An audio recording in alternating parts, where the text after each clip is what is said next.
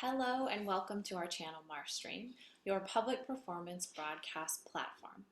Make sure to like this video and subscribe to our channel. You can also donate to our tip jar and support the arts and artists of Marshstream by clicking the link below in the description. Check out our website at themarsh.org for all upcoming live performances. Now enjoy the show. Hello, and welcome to Stephanie's Marshstream with tonight's special guests, Lynne Kaufman and Julia Brothers. I'm Stephanie Wiseman, Artistic Director and founder of The Marsh and Marshstream, broadcasting live from the wilds of the Trinity Alps at the North Trinity Lake Welcome Center. Thank you, Welcome Center with air conditioning, where it is currently only 91 degrees, cooling down from its peak at 102. Thank you all so much for joining us. Please consider supporting Marshstream and its artists with a tax-deductible donation to the tip jar, and subscribe to the Marsh's YouTube channel and be notified when our shows go live. You can see all our scheduled and archived shows at themarsh.org.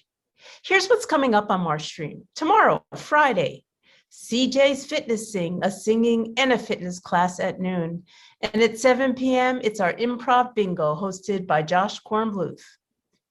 This week's Performer Spotlight features, yes, Lynne Kaufman, Susan Sontag, the smartest woman in America, starring Julia Brothers, being broadcast live on Saturday at 7:30 and at Sunday at 5 p.m. Next week, we have the Monday Night Marshstream, Wildcard Tuesday, and Solo Arts Heal. But tonight, we have Lynne Kaufman to begin with, and later on, we will bring in actress Julia Brothers. Let me tell you a little bit about Lynne Kaufman. She's the author of 20 full-length plays, 3 novels, and a dozen short stories. Within the last 4 years, she has had 3 plays produced at the Marsh. They include Acid Test, Two Minds, and Who Killed Sylvia Plath? Her play premiered at the Magic. The Couch won the Walt Glickman Award for Best New Play. Speaking in Tongues, which was a Kennedy Center / NEA Fund for New American Play Award, and Our Lady of the Desert won Best New Play in California Award. Hello, Lynne Kaufman, how are you? Hi, Stephanie Wiseman, I'm great. How are you? I'm good. So you're here again. This is not your first Marshstream endeavor. We didn't have that in your bio. What is this? Is this your 3rd or your 15th? Marsh endeavor, let's see. 3 premieres at the Marsh, and this is the 4th. And so this is 4 on Marshstream or 3 on Marshstream? Oh, on Marshstream. What do we have? We had. We did yes. Sylvia and Sylvia Plath, Who Killed Sylvia Plath, for your competition, for your solo international competition, and we co-won it with Marga Gomez, which was wonderful. And yes. Oh, and then we did what is that called? Divine Madness. We streamed that. That was with Julia McNeil and Charlie Robinson. It was about Elizabeth Hardwick and Robert Lowell.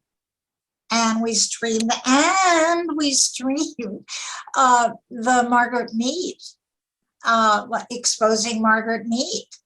So it's been a boom period for me at the Marsh and streaming.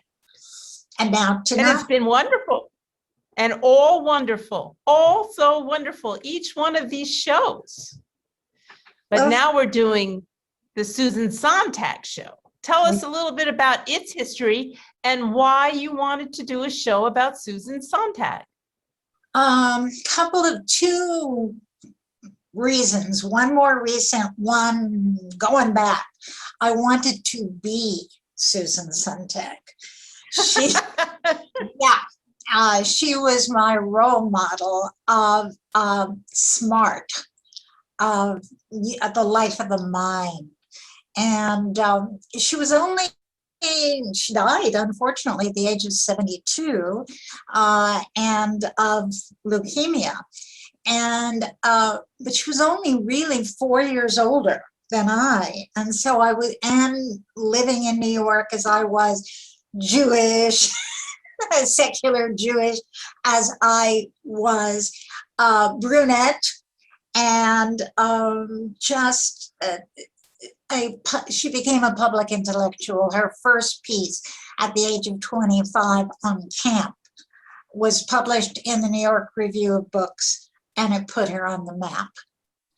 Everybody wanted to hear more from Susan Sontag, and she was unusual because she was this public intellectual. She could write and talk about anything, strong opinions, and she was very pretty. She was almost beautiful in a really striking way. So she had it all. In fact, she went to got a master's at Columbia, as I had. So if some people may want to be, movie star, or I don't know, a Nobel Prize winner, I wanted to be Susan Sontag.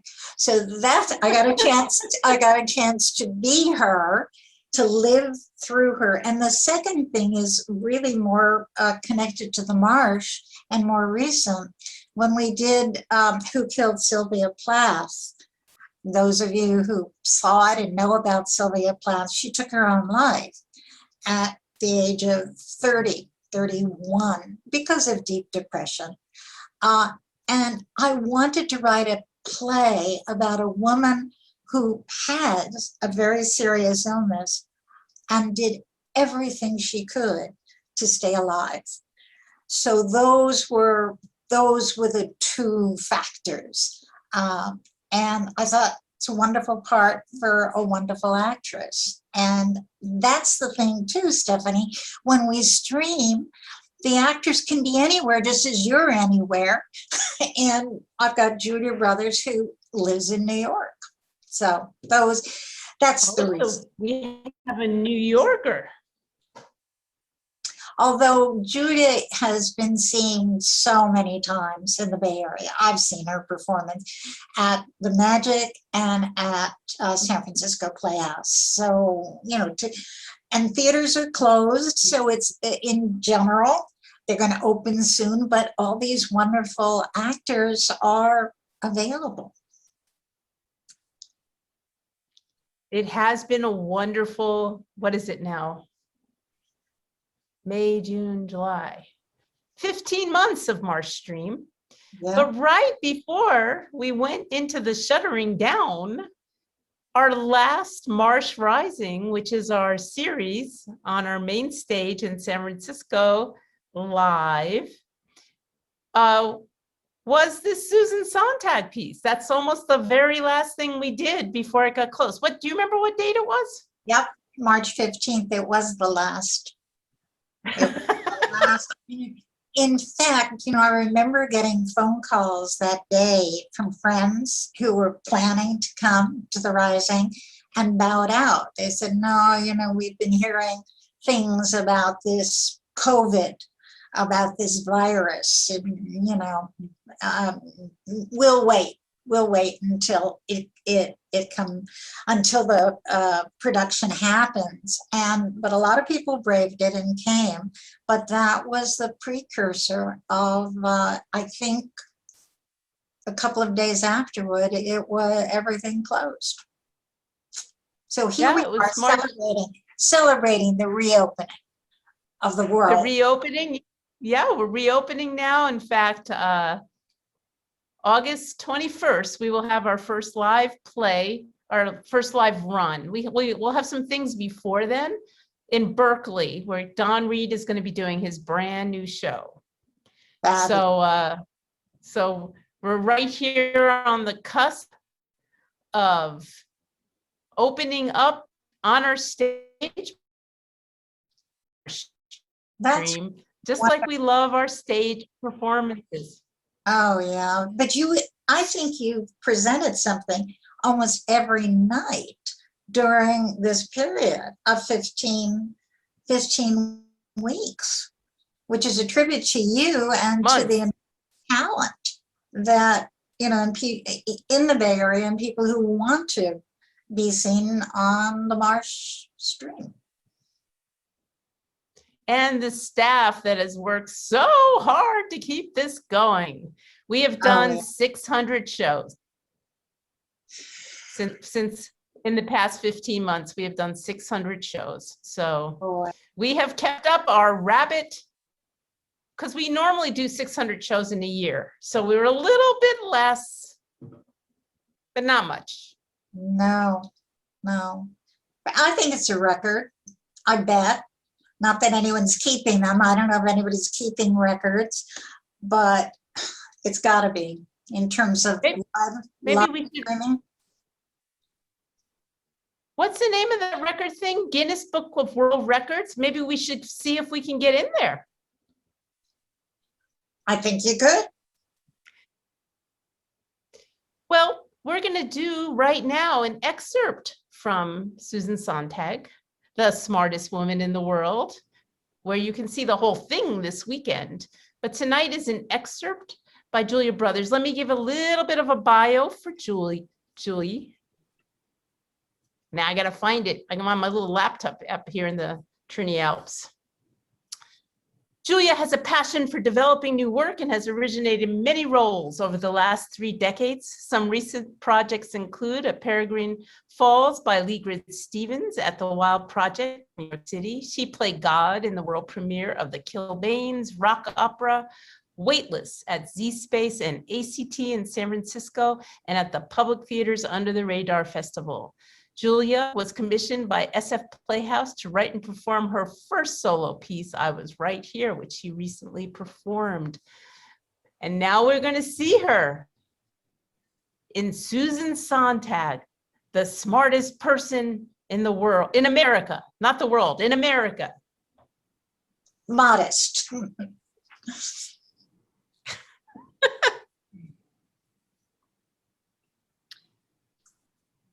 This white streak is not dyed. In fact, it's the only part of my hair that isn't dyed. After my first bout of chemo, my hair turned white. My mother decided it was prematurely aging. She took me to her hairdresser, part of her perennial campaign to have me better groomed, better dressed. I had a word with the hairdresser and came out of the dryer with pitch black hair and one white streak. It became my trademark. Saturday Night Live even has a wig like this in their wardrobe department, a comic synecdoche for the New York intellectual.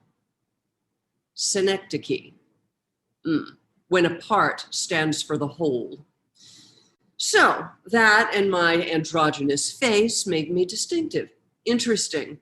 I was the it girl of the intelligentsia, the dark lady of the letters, the Natalie Wood of the avant-garde. It helps to be good looking. I was. I still see myself that way. People treat you better. Doors open, like the dinner party at Roger Strauss's, my publisher. After the meal, the men routinely retired to the den and the women to the living room. Except on the night that I was invited. I joined the men. And after that night, everyone retired to the den. Oh, it's good to start a new enterprise by breaking a rule. I acted with great confidence then, but in my journal I wrote, I flee myself by being with other people. In private, I am a slug, the one who's always eating, the one who doesn't bathe enough, who falls asleep in her clothes, who doesn't stand up straight, who bites her nails.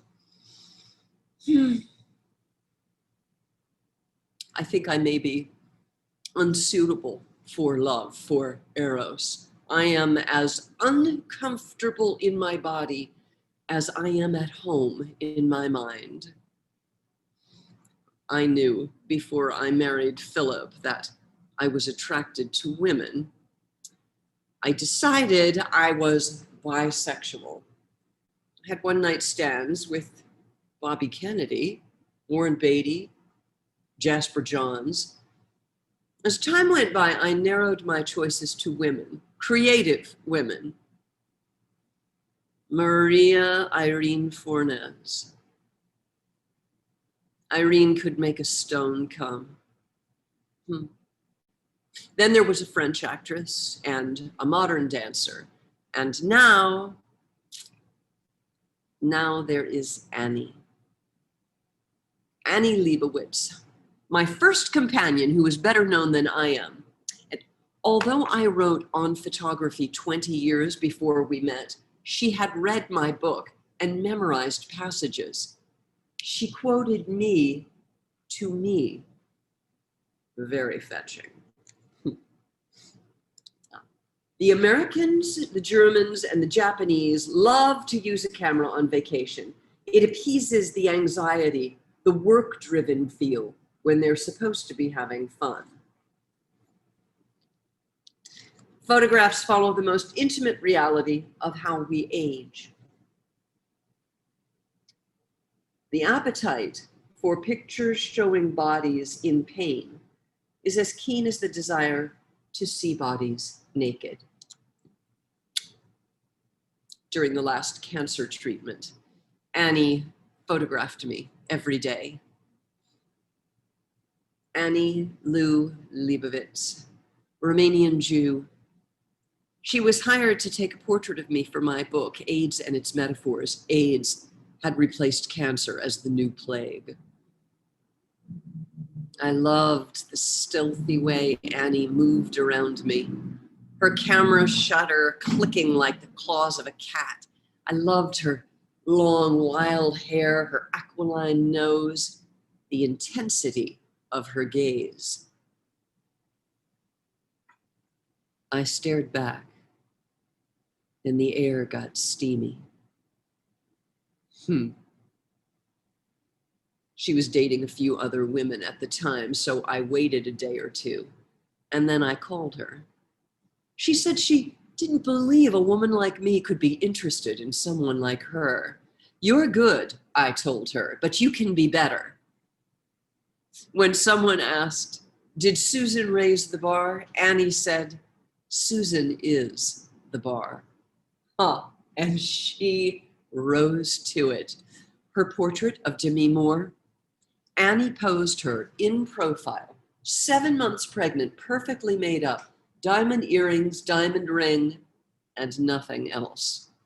Tina Brown, the editor of Vanity Fair, was leery of the image, but it was a time when pregnant women, well, particularly naked and eroticized, did not appear on the cover of magazines. I convinced Tina to run it. 100 million people saw that cover, and it became the best-selling issue in the history of Vanity Fair.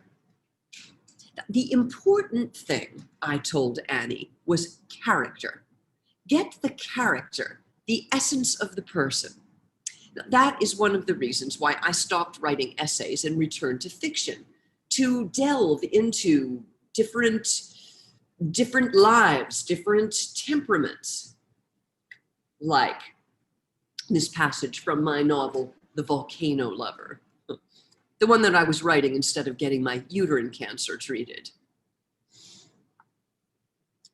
Every culture has its Southerners, people who work as little as they can, preferring to dance, drink, and brawl.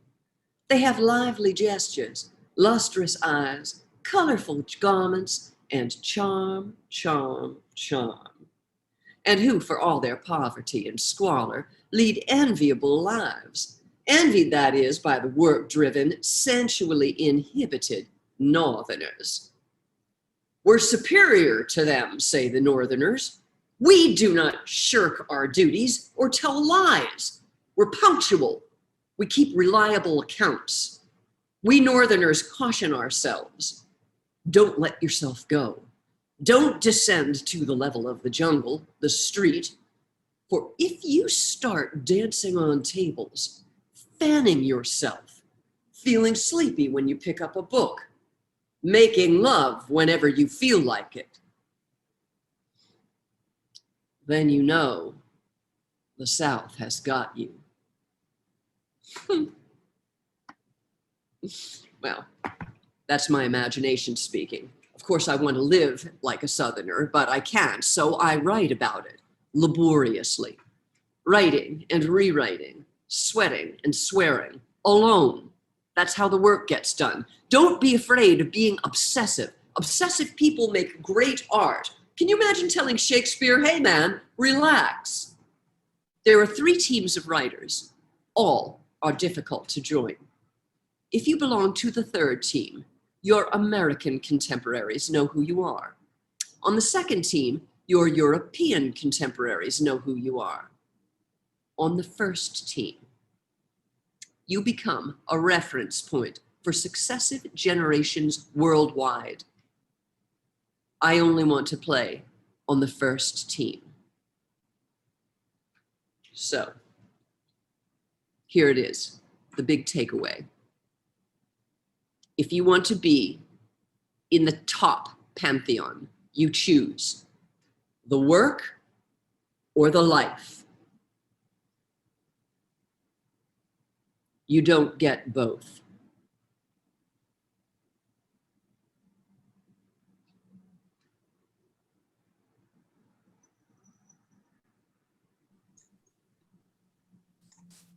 Woohoo! Yes. Wonderful, wonderful. Did you dye your hair? No.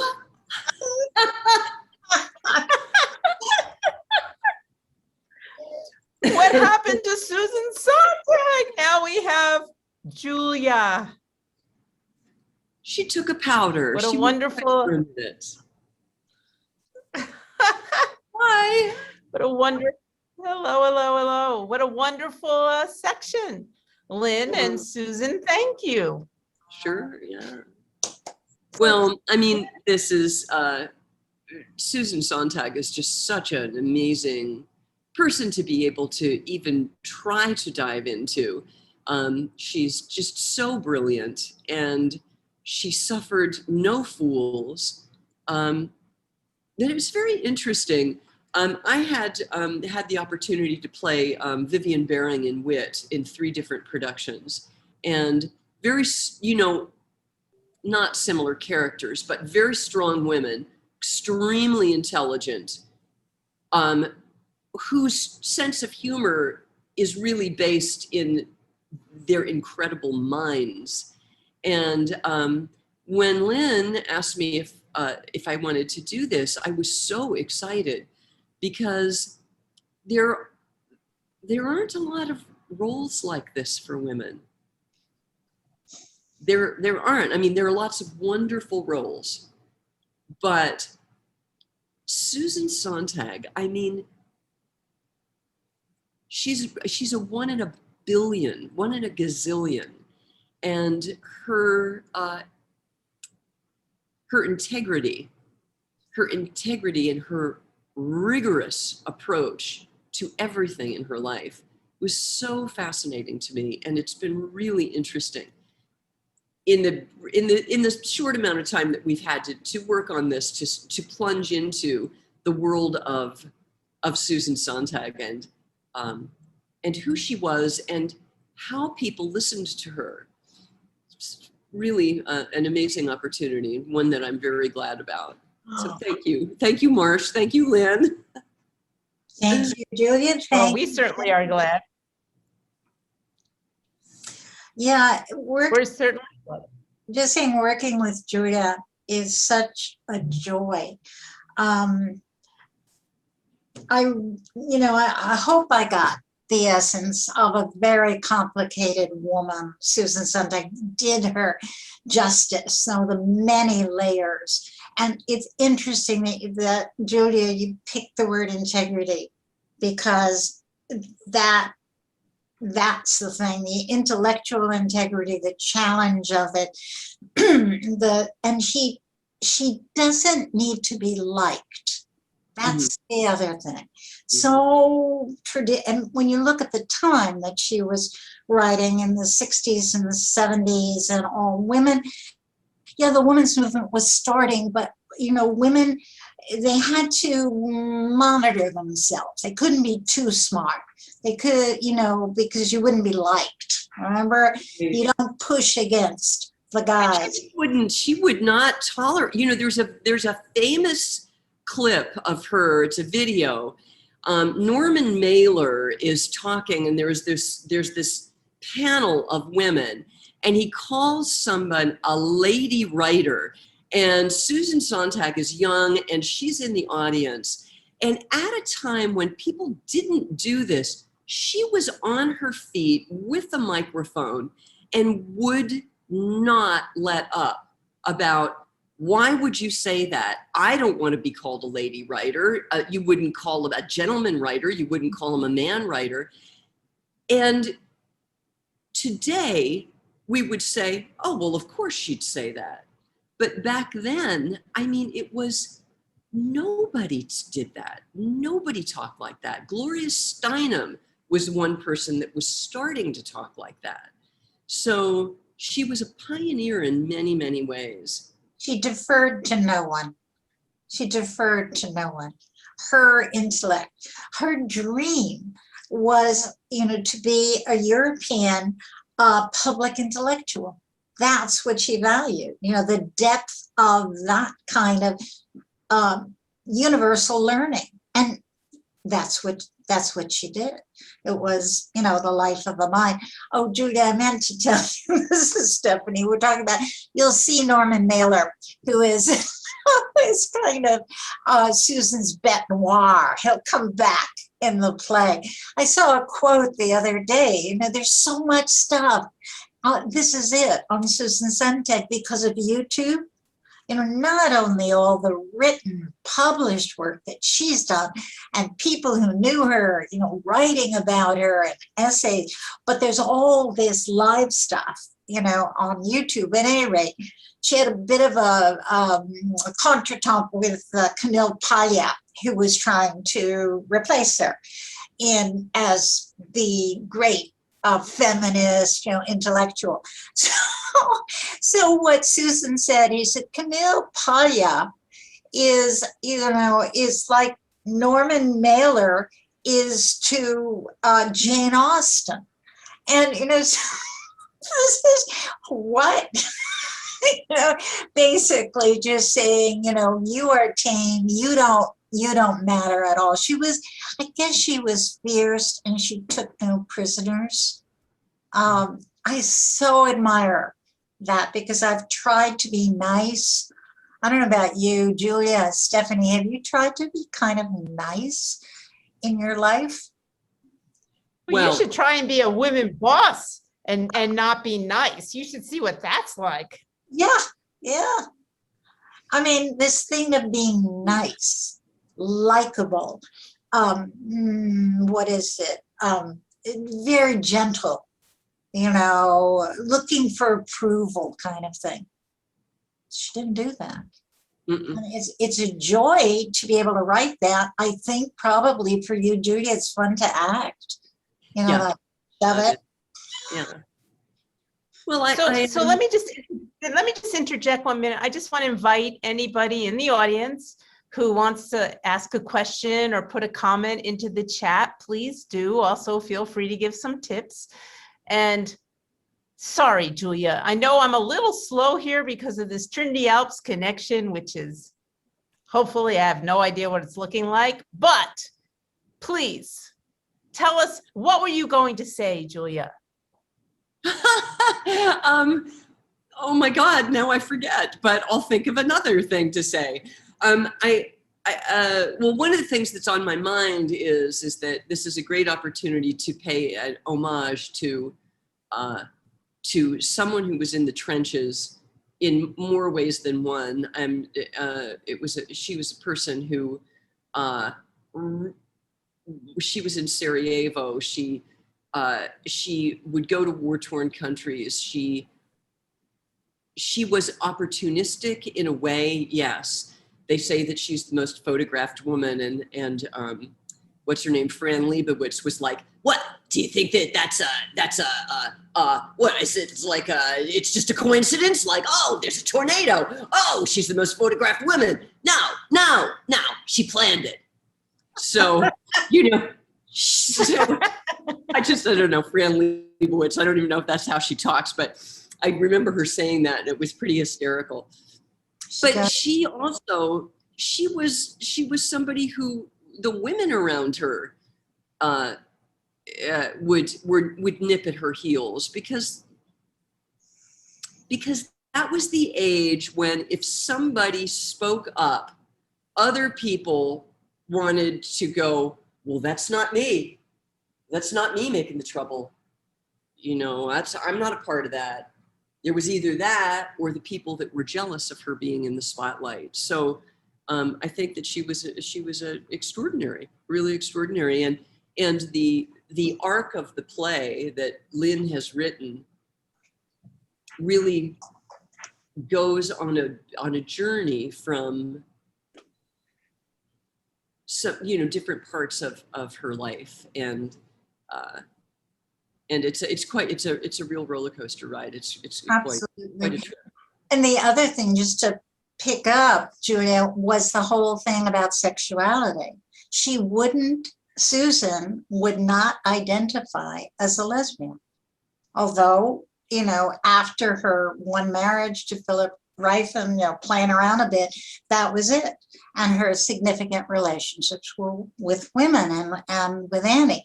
And she didn't want to be put in a box. She didn't want to be called a Jewish writer. She didn't want to be called a feminist writer. She didn't want to be called a lesbian writer. Not that she denied it, but she simply said it's the most natural thing in the world. You have boyfriends and you have girlfriends.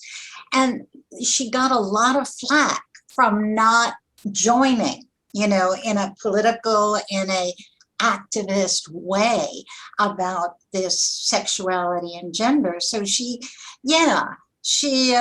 went her own way. She wasn't going to join.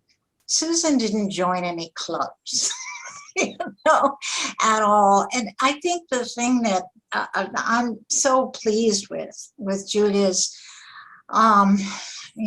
acting and what I was able to accomplish in the play is she's in crisis. When you're writing a play, a biographical play, and I'm really drawn to them, and I love writing solo plays.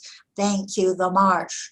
It's such a joy that when you capture this person, it's in a moment of crisis. You have to find a turning point in their life. You can't just do their whole life or the biography.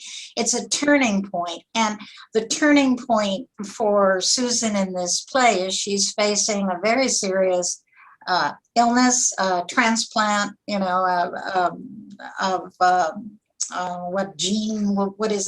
cell transplant. Bone marrow. What's it called? Bone marrow. Bone marrow. Thank you. She's facing that. She's dreading it.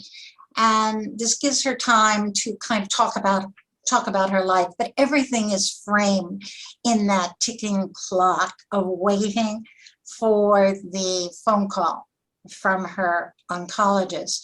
And that gives us time, and Julia's able to do this because while she's doing all her head stuff, she's waiting to hear from her son. She's hoping her son won't call.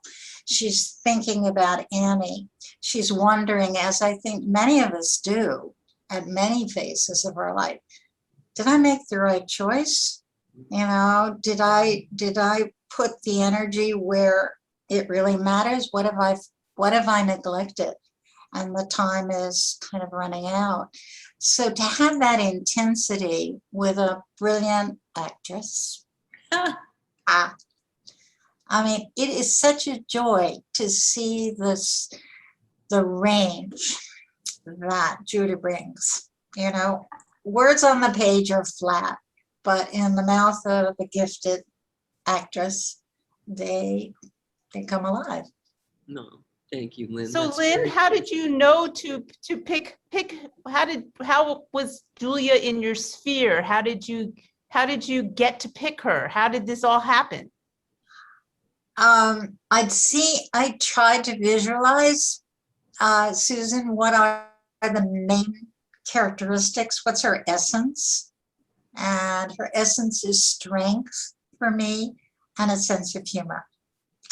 And, you know, the ability to look at oneself in a wry way. And I'd seen Julia many times at the Magic and at San Francisco Playhouse.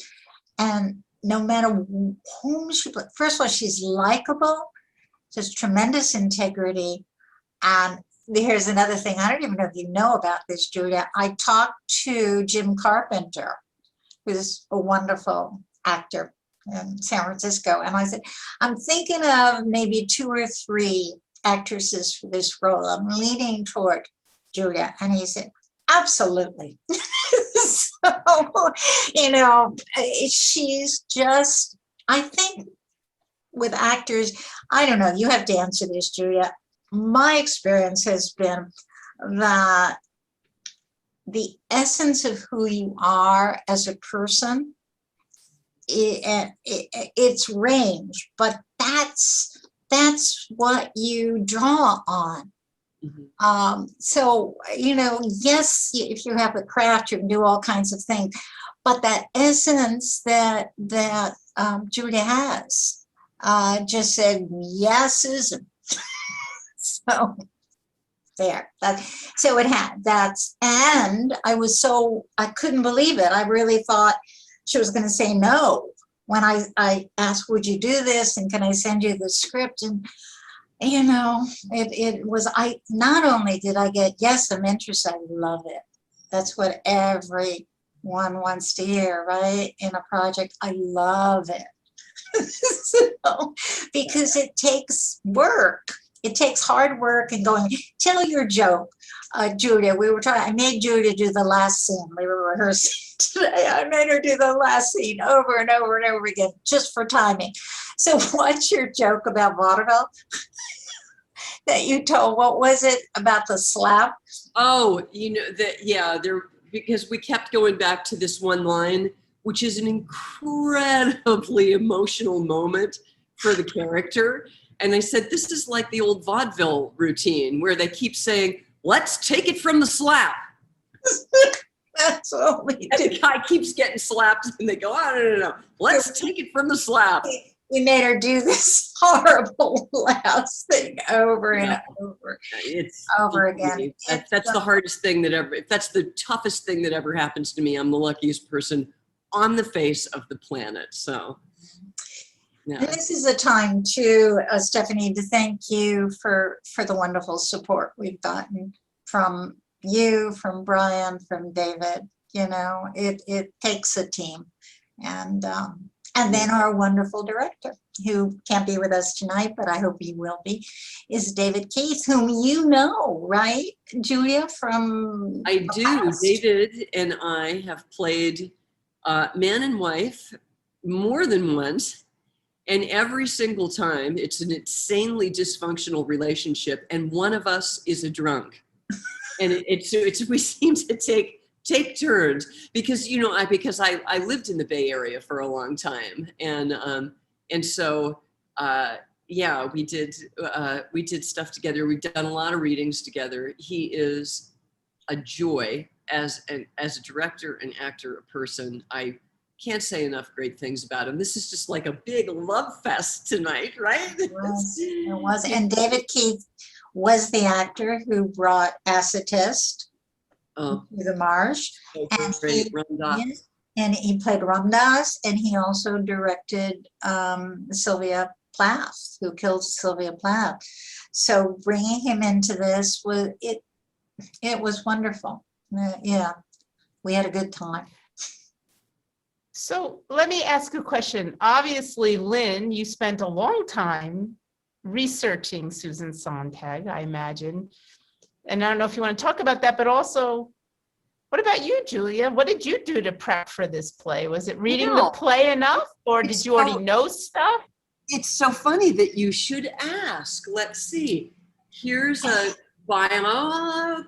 that I'm reading, and then here's her, The Volcano Lover, on photography. I have read most of her, like On Camp and On Intention, and other stuff that you can get online. And I'm making my way through these three. And there are some that Illness is Metaphor, which is you can't get. It's at the library, and you have to actually go in, and you can't go into the library in New York these days yet. But I started out where Lynn had sent me a suggestion of some videos, and I watched her being interviewed by Charlie Rose, and she was just delightful. And then there was some other guy that interviewed her. I can't remember, Michael Ivan or something. And she detested him. And she did not hide it. She looked at him like he was the most pathetic excuse for a human being. It was really amazing. I mean, amazing. So I watched some videos, and then I started reading. And I mean, I've only just started reading. I mean, I'm very excited about this project and hopeful that maybe it will grow some legs and walk itself around to have a live whatever. Oh, thank you. Yeah. That would. Well, have you read it? Did you read anything or know much about her beforehand, or is this all kind of your introduction? I thought I did, and I didn't. And I don't quite know how that is. I mean, I knew who she was, and I knew what she was. I remember the things that were said about her on Saturday Night Live, and for some reason, though, I don't have a clear recollection of reading something of hers that profoundly moved me. I think that I didn't read her stuff. I think I just knew her from media. Do you know she played herself in Woody Allen's Zelig? Yes. Just discovered that. She's an icon. You know, that Synodoc thing, you know, that they had a Susan Sontag wig, and you put it on with that. She's my skunk, you know, hairdo. But she became, just the symbol of a feisty New York intellectual. What I read two things that really helped me. Certainly the biography, but I was working on the play before that. But there are two like memoirs. One by this Sigrid Nunez, who was the girlfriend of David Reith. David Reith was son. Whom she had him when she was 19, and then rapidly divorced the husband and just focused on her son. So she wrote, and Nunez is a writer on her own, but she was young. She was a college student when she became the girlfriend of Susan's son.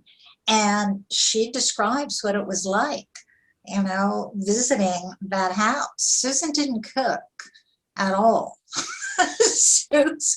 Susan heated every now and then, you know, and there's a line in the play, and it's true. Susan, when David would be in his bedroom with his girlfriend, and Susan had something important to say, and she'd just barge in, you know, and sit down, smoke her cigarette, and talk to David. So that was one source. And the other was David wrote a very moving thing. I think it was called what? Swimming in the Sea. What's it called? Swimming in a Sea of Death, and a son's memoir. He wrote about her last year and her refusal to talk about the impending death. And he defended himself because people blamed him. He said, well, why didn't you help her to deal with this? Why didn't you, let her have some kind of closure on this? Because she refused to talk about it. And he honored that. So those, what I'm looking for as a playwright is the juicy, personal, the vulnerability, I guess I would say the vulnerability in her. And it certainly is that's a recurring theme in our play about her relationship with her son. And did I do right by him? Justifying. And I think many, many ambitious working moms, they struggle. They struggle with this. And here she was in a competing role as a writer with David.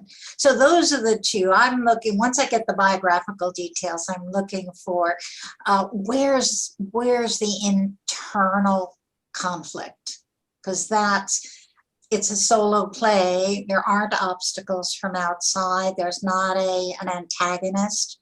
So the conflict needs to be warring within herself. Would you say that? Do you feel that, Julie, when you do it, that the parts of her are, kind of banging?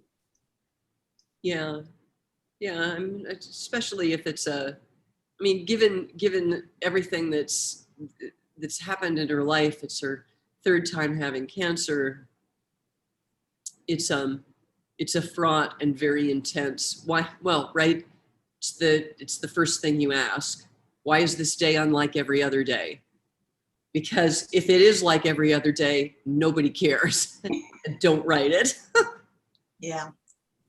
I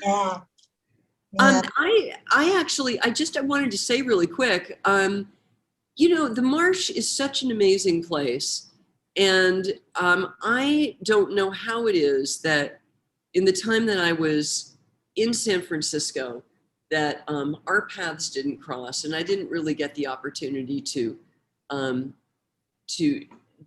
work with you guys. And I'm very grateful for this, because there aren't places like you guys. There just aren't places that do what you do. And in New York, there aren't places that do what you do. In Chicago, there aren't. There should be, because you could have it in Chicago.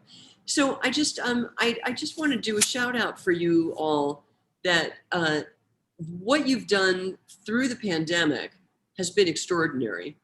Another thing that no other theater company has done, you have been remarkable. You have been on top of things. You have put out an immense amount of content for people. And I just have to, my hat is off to you. I think you're an amazing company, and particularly in this last year, you have really stepped up, and you have really let so many artists ply their trade at a time when it was impossible to. So on behalf of the San Francisco and greater theater people, I just want to say thanks to you. Yeah, absolutely. Well, you're welcome. So nice to hear that from you. And in fact, because you brought it up, when you say we're doing stuff that nobody else is, how would you define that? Help us define that, because we don't spend a lot of time doing that. We just keep. Well, I mean, first of all, your emphasis on solo shows, is amazing. And that the way that you're structured is not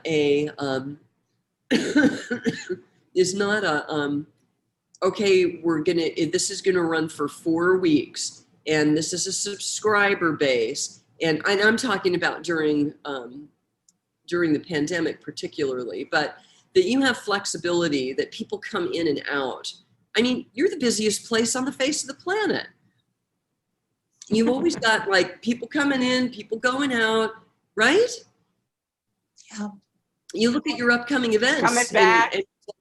And I think, oh my God, I need to take a nap. I look at your upcoming events and think, I got to go to sleep for a while. This is so. Well, thank you. And we're so glad you're doing something with us finally. I would add too that unlike many of the other companies, you support and foster and present local people, local writers, local performers, and that's that's the way sort of regional theater began, right? Wasn't that the main object, is to provide, opportunities for local artists to do their thing. And that's what you've been doing. And you keep your prices reasonable. People, anybody who wants to come can come. And Julia, who is masterful, has got a cold, a New York cold.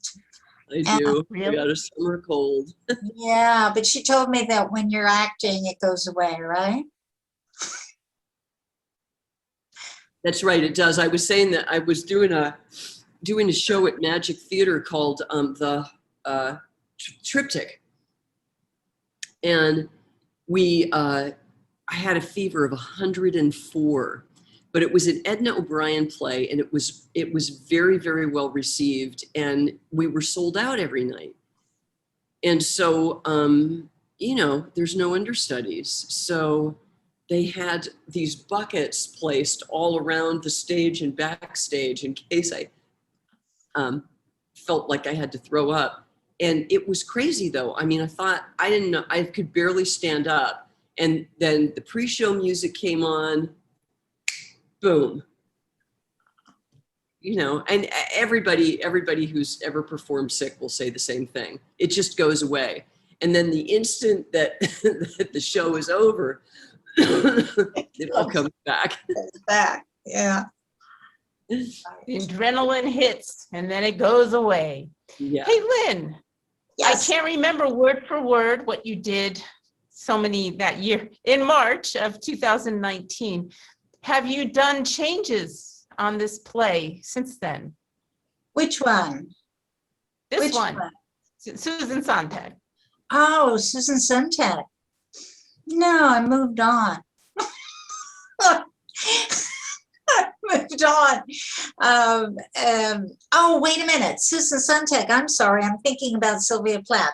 Have I made changes? Some, yes. But I tell you what's happened, which is really interesting. I worried about this play a bit because it's she's so cerebral, and the play is cerebral, it's wordy, she's intellectual. That's how she talks, and that's how she thinks. And I can't dumb Susan down. That would be completely wrong. And so when we worked together, Julia, and particularly with David too, because he has great insights, they were able to orchestrate the mood shifts, because there are times where she's talking from the top of her head, she's almost lecturing. Let me tell you about me, I've got these great ideas, you better listen. And then she stops for a moment and thinks about what's going on at the moment in her life. And so it goes from this public thing to the kind of reflection. And when with Julia and with David, David Keith, noting all those changes, the thing, I feel, the play just blossomed. I was thinking I better write more stuff or pull out things, because it didn't have the flow that I wanted. And then the flow, I realized, is in her mind, where she puts her attention. And so it didn't need much, although David is very, very good about anything redundant. He will often, I want to make sure everybody understands everything I say. But David will say, the actor can do this, Lynn. You don't have to write it. Let her do it. And so it was more a question of orchestrating, playing the script and trusting, trusting the ear, trusting the music and the ear and the pauses. Quiet. I mean, Julia has a way of stopping, and the silence is much more powerful than my needing to say anything. You can see her thinking, and that, I read this one line, it would be great for our promo thing. It said, Susan Sontag made thinking exciting.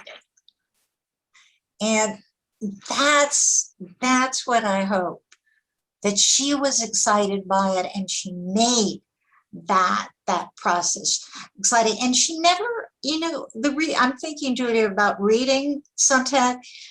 You can't really synopsize, because she doesn't write that way. It isn't, oh, this is what Susan thinks, black and white, about photography, about illness, about interpretation. No, she raises the questions, and she wants that dialogue, with whomever is reading it. So that's, what do you think, Julia? And as you worked on the script, was it hard, all those big passages of exposition? There we go. I had muted myself, sorry. No, well, I mean, as with anything, I think it's as I started to get to know who she was more, as I started to find who she was, who for me, inside this body, all of that became easier because that's part of the process, and that's what. Absolutely. Well, the meta message, the subtext. Yeah. Maybe that's the key, Stephanie. It was great. You've been bringing so many people to the Marsh, but it seems to me one of the real marks of a great performer is the subtext. You see it.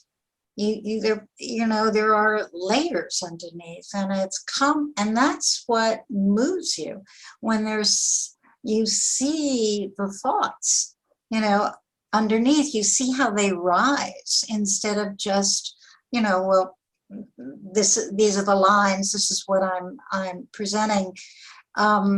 You see the struggle, of the artist to express themselves. You see the process, and the point is, it's so alive. I mean, that's no matter what they do, if it's process, it's interesting because it's truthful. And each time it's somewhat different. So I don't know. What do you think, Stephanie? You've seen a million performances. I think what you're saying is amazing. And we're actually coming to the end of our time. Can you believe it? It's flown again by with you, Lynn, and welcome Julia to it. So I want everybody who's here, please come see it this weekend. You can see the whole play this weekend. You can see all of Lynn's play about Susan Sontag and all of Julia doing it, showing us her insides, showing us Susan and Lynn's partnership in this play. So we're really excited. It's on Saturday at 7:30 and then on Sunday at 5 p.m. live, and there'll be Q&A after both performances. So thank you for joining me. Thank you so much. So nice to meet you, Julia. So glad to have you back, Lynn. Thank you, audience, for joining us. I want to let you know that next week on Stephanie's Marshstream, I have Sharon Eberhardt, who I think if you're interested in Susan Sontag, you'll be interested in her play. Not this weekend, come this weekend, and then go again next weekend, or come see Sharon talk about The Mark of the Minotaur next Thursday, which is a show about archaeology, mythology, and women scientists in and out of the spotlight. And when we end tonight, we will have a short trailer about it if you'd like to check it out. But thank you again, Julia. Thank you so much, Lynn. Thank you, everybody here in our digital black box of Marshstream, and we'll see you soon. Bye. Thank you. Thank you. Bye. I love puzzles and mysteries. Who deciphered the ancient writing known as Linear B?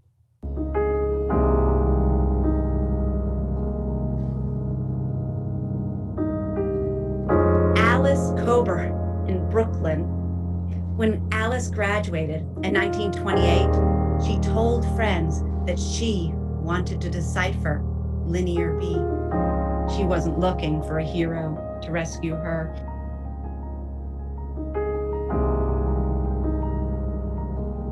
Michael Ventris, an English architect, a whiz at languages. He's kind of an underdog like Alice, except rich. Was he a hero? Can she sense where the tale is going? A reader of symbols and signs, does she feel a force? Maybe the gods or nature turning the tale. Tragic